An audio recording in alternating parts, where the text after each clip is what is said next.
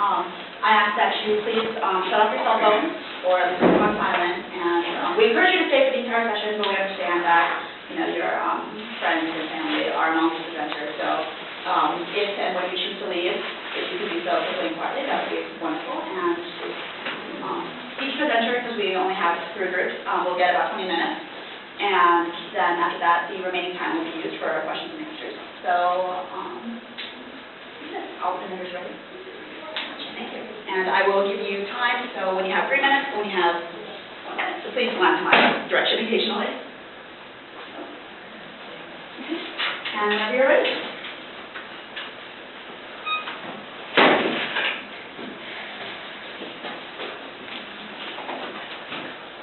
Hi everybody, my name is Rachel Harris. I'm a sophomore here at Wellesley.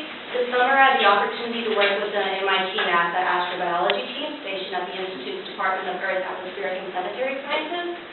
A couple of jobs that I was assigned this summer. First of all, I applied the Russian skills that I learned here at Wellesley to basically translate through thousands and thousands of pages of scientific literature on stromatolites and basically go through there and take as much data out there as possible and rebuild the classification system from the ground up. From there, we applied the knowledge that we gained from our literary research, and we sent it to rebuild Precambrian environments in which we rebuilt stromatolites of modern analogs and compared them with the research that we had through our literary research. But before I begin, I feel like it's very important to stress what exactly a stromatolite is. Well, you're looking at it. It's not much. Some of you are probably going to say that's a face only an astrobiologist can love, and I'm probably going to agree with you, but they're actually really influential to Earth's history. Most basically, they're organosedimentary structures that form through trapping and binding process of minerals and sediments by a microbe known as cyanobacteria. They were found ubiquitously all over the world as far back as 3.5 billion years ago. They were our planet's first macrofossils, and they were found in almost every conceivable environment within freshwater and saltwater ecosystems. Today, they're not as common. They're only found in a few hypersaline intertidal zone environments, the most famous of which is Hamlin Pool in Shark Bay, Australia, which you can see here on your left. And compared to their Precambrian predecessors, which grew to behemoth sizes, almost like tens of meters tall, tens of meters wide, basically the size of hillsides, modern stromatolite analogs really don't grow much higher than maybe a height of 6 meters. This is pictured here on the right of actually a dead stromatolite fossil that was growing within the past 10,000 years in the Bahamas. If you come across one of these when you're snorkeling or scuba diving, don't pull the hacksaw on it. It is actually really illegal and you can get a lot of trouble and jail time. Please don't do that. But what's more important is the actual catalyst that's behind the growth of these cyanobacterial mats, and that is the cyanobacteria. And it's mind-blowing to think, but these structures that were the size of hillsides were all due to these little guys here on the left, cyanobacteria, which were only a few microns across, maybe 10 microns long, but their influence was huge on our planet. They were solely responsible for the fixation of carbon dioxide into oxygen in our atmosphere.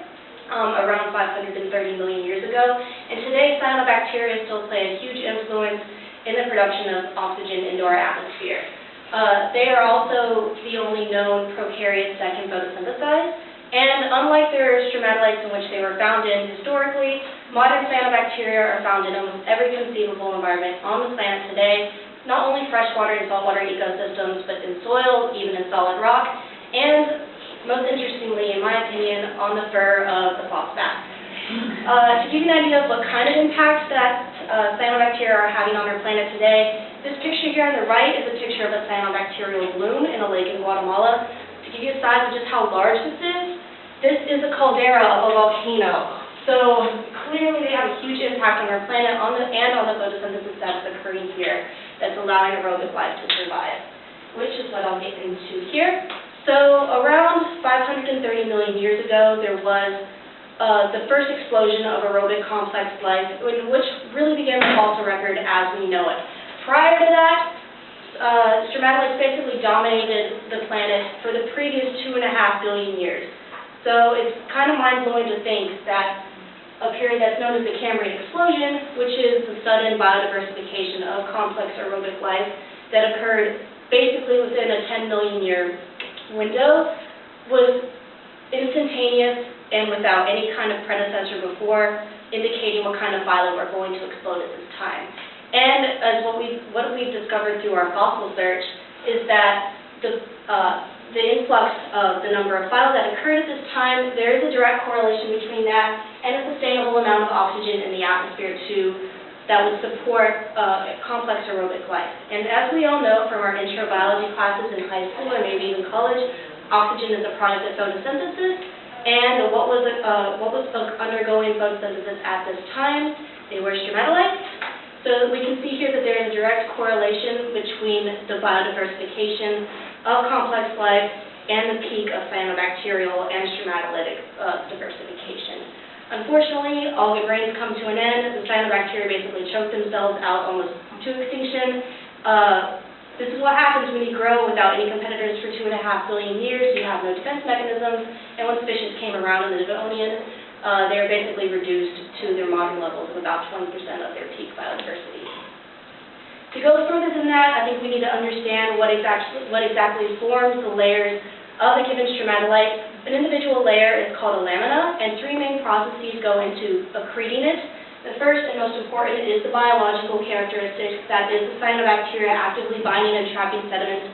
The second one is a chemical precipitation, and that is occurring with calcium carbonate, aragonite sand, and potassium salts that are occurring as a mineral precipitation event in the oscillation of wave action that is occurring in these intertidal zones. And thirdly is a mechanical process in which the mat is folding on top of itself to accrete into the next layer of the mat, which is known as the next laminae. So basically, in the 1960s, when the United States was off sending man to the moon and Russia was realizing its imminent fate that it wasn't going to keep up, they decided to turn their sights instead on stromatolites, and they were the first to regard them as being beyond environmental dipsticks. So there's a man by the name of Ivan Korolev, and in the 1960s he recognized that stromatolites were, yes, they were related to biodiversification, but they weren't totally and uniquely biotic. So because there was a geological process that was going into the individual formation, he realized that they could not be classified under a traditional Linnaean classification system. So the binomial nomenclature that we all learned in our intro bio classes with the Latin names does not apply most specifically to the stromatolite classification as it currently exists. But Ivan Korolev decided that he'd do something familiar enough, and so instead of having kingdoms through class, he decided to break it down instead of family groups, which would serve as groups. Species would be formed, and then if there existed subspecies or varieties, he would make them known as types. But there were some problems with this classification system. Most notably, it was egregiously subjective. He was almost exclusively qualitative. There was not a lot of data taken into effect quantitatively what was important about individual characteristics. No single prominence on any given stromatolite fossil was enough to determine whether or not it was going to be a new subspecies or not, even if it was something as ridiculous that they had grown wings. We all know that's evolutionary not possible, but still under the classification system that existed, that was not okay. So what my job was this summer was to, in very typical science, and especially MIT fashion, was get as quantitative as possible with everything and assign numbers where I could. So in my literary research, I came through and decided to take all of Korolev's qualitative characteristics and attach as much data as I could to it as possible. And from there, we basically built the first dichotomous key that would rebuild the new classification system. So initially, there were 5 modes of classification, with each one becoming more exclusive. The most basic and most general was occurring at a macroscopic level, which is the mode of occurrence. So i.e., are these fossils, are they columnar, which means they grow up in shoots? Are they more flat and tabular? And if they are columnar, do they exhibit a style of branching? For example, what are the size of the columns, the width of the columns as the daughter cells branch out from the parental column? And is there an angle of declination that breaks out as they branch from the parent column? To give you an idea of what this is occurring like in the fossil record, we have a picture here on the left of a fossil stromatolite from Lake Baikal of Siberia, exhibiting a gamma parallel classification of branching. And you can notice that because the 2 daughter columns at the top are exhibiting a branch width that is the same as that of the central parental column. Other modes of classification that we were considering was the column shape, for example. Was it tubular? Was it more cylindrical? Was it subcylindrical? Did it exhibit conical or feathering at the bottom of the column? And what was going on in the actual layers that were accreting to form these columns? For example, what was the lamina shape? Was it concave? Was it convex? Were there crests between waves? And most exclusively, and what was really important to us this summer, was the microstructure. So what was occurring even at the smallest scale, at a macroscopic scale, in the order of microns, of the size of grains that were going into not only the laminae, within the columns themselves, but the interspaces between the columns, so what you would have right here.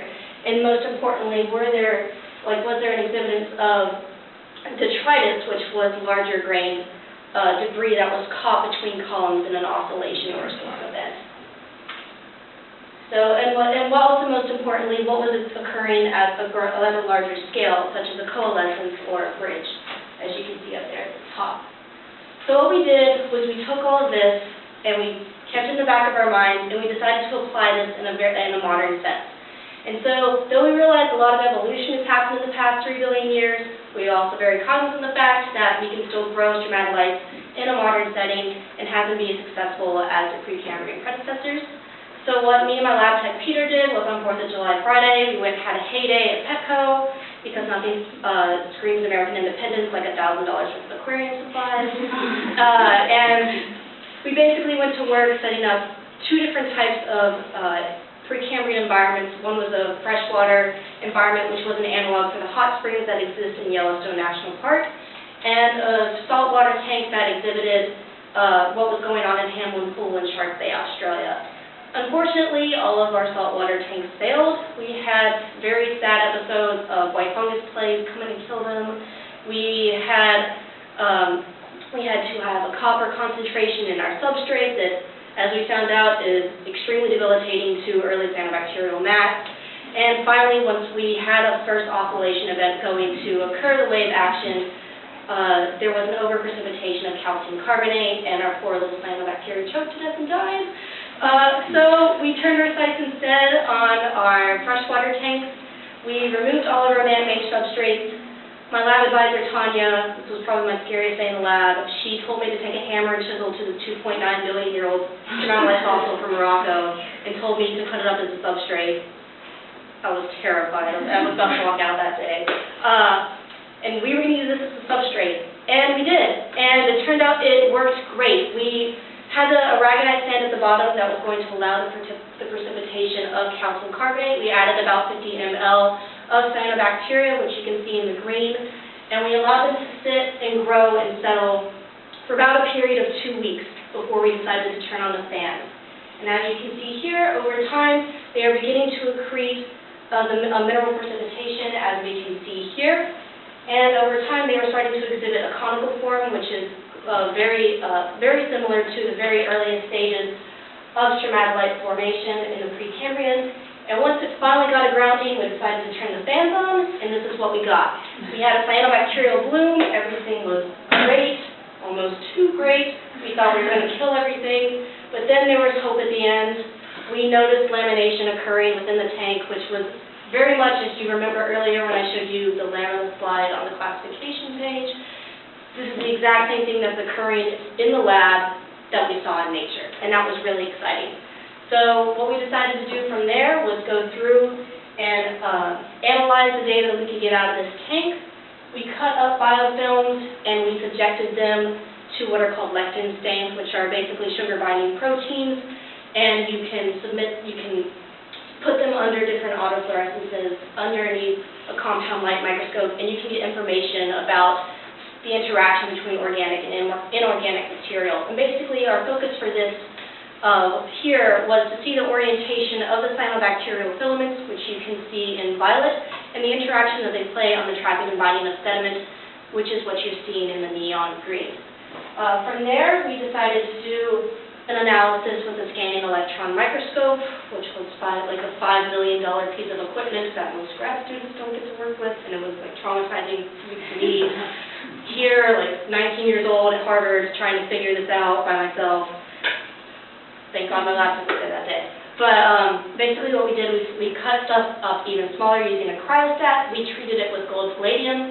And the real purpose of this was to see the occurrence of mineral precipitation as it was occurring over time at a microscopic level. And what we got was actually very interesting and a very diverse array of precipitation. So here on the right you can see the very early stages of mineral precipitation occurring. These are the very first grains of calcium carbonate occurring, and later here on the left you can see a very well-developed aragonite cluster, and even the formation of a wall, which is occurring on the margin, which is the side of a given laminate, in which the cyanobacterial mat will grow over the aragonite and form the next lamina layer. Oops, how can I go back? Try the left arrow key. Okay.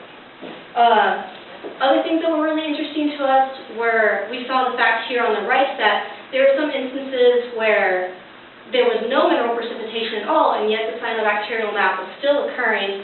And we found that extremely interesting because here on the left you can see this is a beautiful aragonite cluster, everything looks great, and then here on the right there's nothing, and we were wondering how that occurs.